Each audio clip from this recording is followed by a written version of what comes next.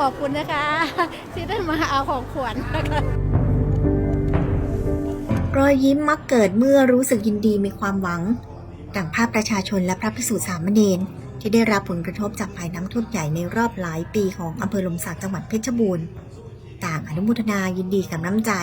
ที่คณะสงฆ์ด้วยความห่วงใยจากเจ้าพระคุณสมเด็จพระมหาธีราจารย์กรรมการมหาเถรสมาคมเจ้าคณะใหญ่หนเหนือเจ้าวาดวัดพระเชตุพนวิมลมังคลารามที่มอบหมายให้พระเดชพระคุณพระธรรมวชิรมุลีรองเจ้าคณะภาค 4เจ้าวาดวัดยานนาวา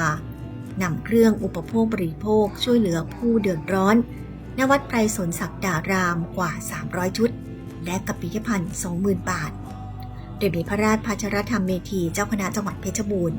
พร้อมด้วยพระเถระคณะสงฆ์วัดยานนาวา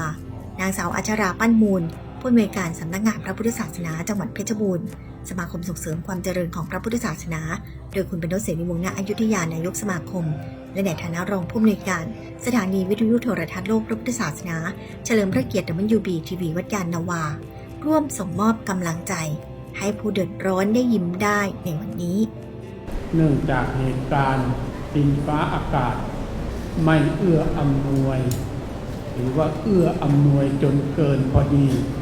ทำให้เกิดน้ำท่วมขึ้นก็เลยทางวัดยานนาวาพร้อมทั้งคณะกรรมการวัดคณะสงฆ์ได้มีน้ำใจ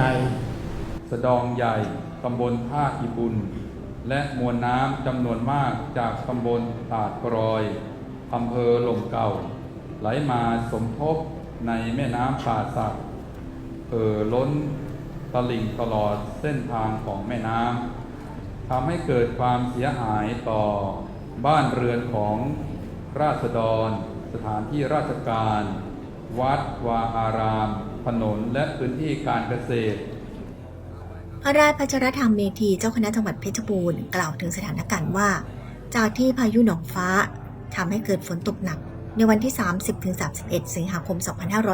2568 ส่งผลให้น้ำล้นตลิ่งจากมวลน้ำไหลหลากเข้าท่วมบ้านวัดพื้นที่การเกษตร 17 ตำบล 122 หมู่บ้าน 12,466 ครัวเรือนวัด 15 แห่งและพระสงฆ์เดือดร้อนกว่า 200 รูปเหล่านี้ล้วนได้รับความช่วยเหลือแล้วจากหลายภาคส่วนเช่นเดียวกับข้าวสารอาหารน้ำดื่มสิ่งของมากมายที่มุ่งตรงอย่างเพชรบูรณ์ล้วนเกิดจากความห่วงใยทางคณะสงฆ์และคนไทยด้วยกันอาทิพระเดชพระคุณพระพรหมเสนาบดีที่ปรึกษามหาเถรสมาคมเจ้าวาดวัดปทุมคงคามูลนิธิวัดยานนาวาสมาคมส่งเสริมความเจริญของพระพุทธศาสนาสถานีวิทยุโทรทัศน์โลกพระพุทธศาสนาเฉลิมพระเกียรติ WB ทีวีวัดยานนาวาภาคีเครือข่ายที่แม้จะมาด้วยตนเองไม่ได้แต่เชื่อเหลือเกินว่าแรงใจได้ส่งตรงถึงผู้ประสบภัยแล้วอย่างแน่นอนตอนนี้ก็สถานการณ์ที่บ้านก็แห้งแล้วค่ะแล้วตอนนี้ก็มีแค่กลิ่นน้ำเฉยๆตอนนี้ใช่ค่ะก็รู้สึกดีใจค่ะแล้วก็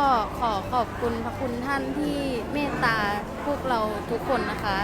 ทีนี้น้ำท่วมลึกมากแล้วก็อันที่หมู่บ้านที่แม่อยู่นะเป็นหมู่เป็ดแล้วที่กั้นน้ำนะห้วยนะมันพังยาวบ้านชาวบ้านนั้นลึกมากแต่ดีก็มีอันที่ทางลัดทางอะไรที่เขาเข้ามาช่วยแล้วก็ชาวบ้านเอาไม้ไผ่อะไรเนี่ยไปกั้นช่วยกันทางเทศบาลทางอะไรมาช่วยขอบคุณวัดยานนาวาเนาะที่เข้ามาช่วยคนในหมู่บ้านของอำเภอหลมสักนะดีใจจ้ะ